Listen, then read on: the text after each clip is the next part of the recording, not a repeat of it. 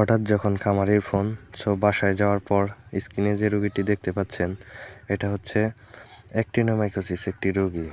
অ্যাক্টিনোমাইকোসিস বলতে বোঝায় যে এই রোগীর যে সাইন সেন্টারগুলো যাওয়ার পর লক্ষ্য করি এবং দেখতে পাই গলার দিকে ফোলা। গ্রামে আমরা মূলত এটাকে গলা ফোলা রোগ বলে থাকি সচরাচর। যাই হোক, এখানে যে রোগীটি দেখতে পাচ্ছেন এটা ওভারঅল সব কিছু অবজারভেশন করার পর বুঝতে পারি এবং আইডেন্টিফাই করি এটা হচ্ছে অ্যাক্টিনোমাইকোসিস। যাই হোক, এটা একটা ব্যাকটেরিয়াল রোগ। এই রোগ মোতাবেক আমি কিছু চিকিৎসা প্রদান করি, ইভেন খামারিকে কিছু পরামর্শ দিয়ে থাকি যেন সেগুলো পালন করে থাকেন।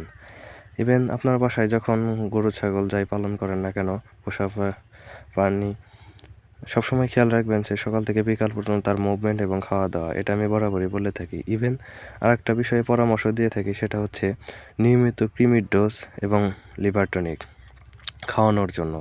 কেননা আপনার গরুকে সুস্থ সবল রাখতে হলে অবশ্যই নির্দিষ্ট সময় পর পর কৃমির ডোজ করাবেন এবং পাশাপাশি একটা করে লিভার টনিক খাওয়াবেন।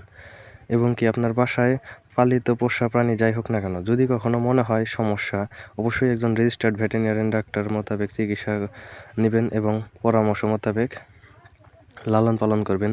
এবং কি আমাদের নিজস্ব উপজেলায় যে সম্মানীয় ভেটেরিনারিয়ান ডাক্তারগণ থাকেন তাদের পরামর্শ মোতাবেক চিকিৎসা নেওয়ার চেষ্টা করবেন এবং তাদের পরামর্শ মোতাবেক যে চিকিৎসাগুলো নিয়ে থাকবেন সেটাই উত্তম বলে মনে হয়। মাঠ পর্যায়ে যারা ট্রিটমেন্ট করে থাকেন মাঝে মধ্যে দেখা যায় তাদের কিছু ভুল ট্রিটমেন্টের কারণে বা ভুল পরামর্শের কারণে আপনার গৃহপালিত পশু পাখির ক্ষতি হয়ে থাকে এবং আলটিমেটলি আপনি ক্ষতিগ্রস্ত হয়ে থাকেন।